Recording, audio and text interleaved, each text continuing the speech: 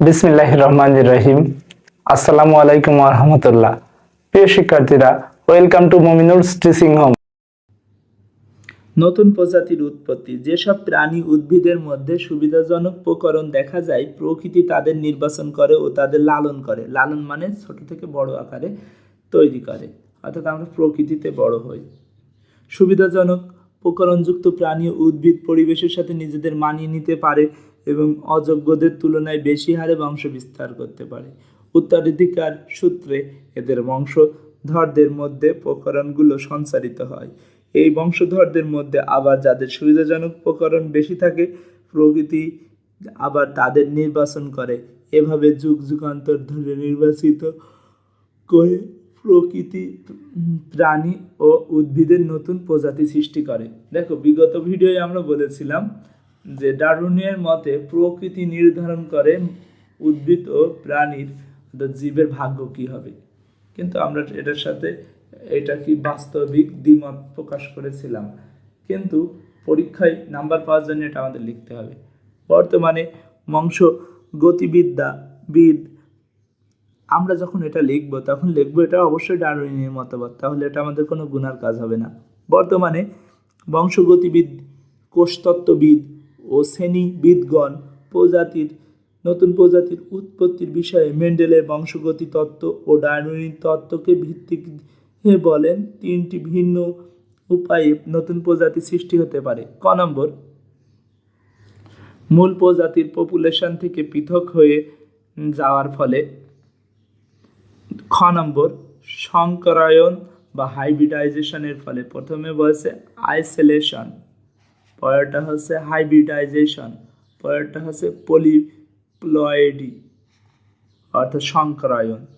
প্রজাতির বিভিন্ন সময়ে ঘটনাক্রমে ক্রোমোজোম সংখ্যার বৃদ্ধি ফলে। তাহলে তিনটা জিনিস, আইসোলেশন, হাইব্রিডাইজেশন আর একটা পলিপ্লয়েডি ফলে। এর ফলে নতুন জীবটির অভিযোজন ঘটবে ও প্রাকৃতিক নির্বাচনের দ্বারা একটি নতুন প্রজাতির সৃষ্টি হবে। এভাবে যদি সৃষ্টি হতে থাকতো, প্রজাতির সংখ্যা এত পরিমাণ বেড়ে যেত যে আমরা তা কোনো শ্রেণীবদ্ধকরণ করেও পারতাম না, কারণ পৃথিবীতে অনেক প্রাণী আছে। উল্লেখ্য যে কোনো প্রজাতি নতুন কোনো প্রজাতির উদ্ভব ঘটলে আদি প্রজাতিটি বিলুপ্ত হতেও পারে, আবার নাও পারে। অর্থাৎ তার মতে যদি প্রকৃতি নির্বাচন করে তাহলে টিকে থাকবে, নয়তো টিকে থাকবে না।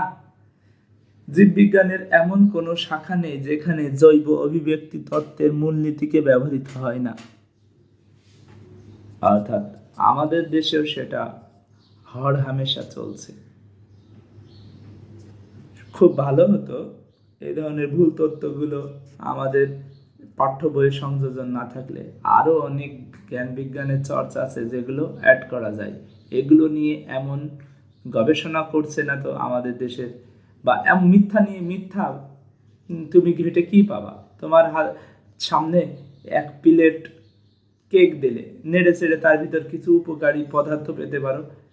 বাথরুম দেওয়া হয় যদি এক প্লেট, তোমার সামনে যতই নাড়ো ওর ভিতর খারাপ জিনিস ছাড়া কিছু পাবা না। এই তত্ত্বটা হচ্ছে সেই বাথরুমের মতো আমার কাছে, অর্থাৎ তুমি যতই ঘাটো যতই নাড়ো এর থেকে তুমি উপকার কিছু পাবা না। মহান আল্লাহ তাআলা তোমাদের সামনে কোরআন দিয়েছে, সেই কোরআনটা তোমরা এইভাবে নাড়ো না। কোরআন যদি নাড়তে তাহলে অনেক ভালো ভালো তত্ত্ব পেতে, যেটা ডারউইন মতবাদ, এটা তো থিওরি, এটার সাথে অনেক সাংঘর্ষিক অবস্থা আছে, কিন্তু তোমরা সেটা নাড়ো না, যেটা নিয়ে বর্তমান বিশ্ব এখন সবচেয়ে ক্ষমতাধর। ইসরায়েল যে পরিমাণ কোরআন রিসার্চ করে, বাংলাদেশ সে পরিমাণ কোরআন রিসার্চ করে না। হাফেজ বানাচ্ছে, আরবি পড়তে পারে, কিন্তু বাংলায় তরজমা করতে পারে না, কোরআনের ব্যাখ্যা জানে না। একটা আয়াত যদি ভালো করে অর্থ বা ব্যাখ্যা সহ শিখত, তাহলে কখনো মা বাপের ওপর অত্যাচার করতো না, কখনো আল্লাহর অবাধ্য হতো না। সারা জীবন শুকরিয়া আদায় করতে করতে জীবন চলে যেত একটা অর্থের, একটা আরবি শব্দ যদি অর্থ বুঝত। কিন্তু আমরা এমনই পোড়া কপাল জাতি। প্রিয় শিক্ষার্থীরা, এরপরে দেখতে পাচ্ছি এখন পর্যন্ত ডারউইনের অভিব্যক্তি জীব বিজ্ঞানের একমাত্র তত্ত্ব, যেটি শুধু পৃথিবীর উদ্ভূত প্রাণীর জন্য নয়। বরং মহাবিশ্বের যে কোনো স্থানে প্রাণের উদ্ভব ঘটলে সেখানে সমানভাবে প্রযোজ্য হবে। এই কথাগুলো ডারউইন লেখেনি, এটা লিখেছে লেখক, অর্থাৎ লেখক হচ্ছে ডারউইন প্রেমী, দেখে বোঝা যাচ্ছে। জৈব অভিব্যক্তি যে শুধু প্রকৃতির কোলে ঘটে তা নয়, গবেষণাগারে পরীক্ষামূলকভাবে জৈব অভিব্যক্তি ঘটানো সম্ভব হয়েছে। এটি জৈব অভিব্যক্তির বাস্তবতার প্রমাণ। তার মতে এটা খুব বাস্তব। বাস্তব কি? বাস্তব এমনই একটি মিথ্যা। অর্থাৎ সত্য হতো, এর সাথে বিশাল সাংঘর্ষিক। সত্য হতো যদি বর্তমান সময়েও এই পরিবর্তনগুলো আমরা দেখতে পেতাম। সত্য হতো যদি এর সাথে অন্যান্য সকল বিজ্ঞানী একমত হতো। সত্য হতো যদি এটা ফ্যাক্ট হতো, এটা শুধুমাত্র থিওরি না হতো। তোমরা এটা সম্পর্কে আরো বিস্তারিত জানবে, অর্থাৎ তোমাদের জ্ঞান বিস্তৃতির জন্য অনুরোধ রইল। Fact and theory,